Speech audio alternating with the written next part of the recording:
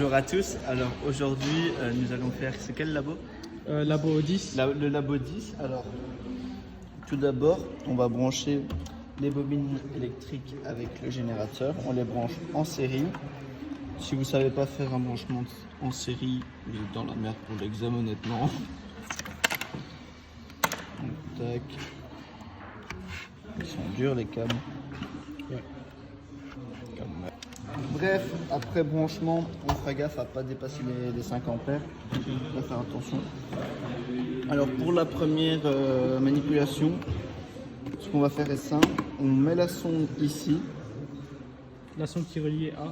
La sonde qui est reliée au teslamètre.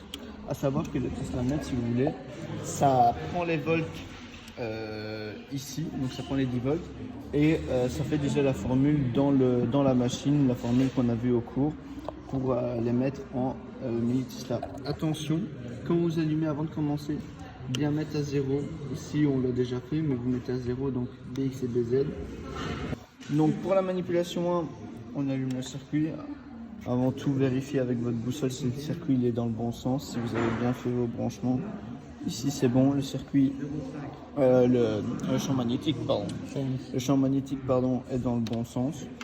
On peut commencer la manip 1. Ici, ce qu'on va faire, c'est qu'on va prendre chaque valeur pour 0, 1, 2, 3, 4, 5, 6 et même au-delà.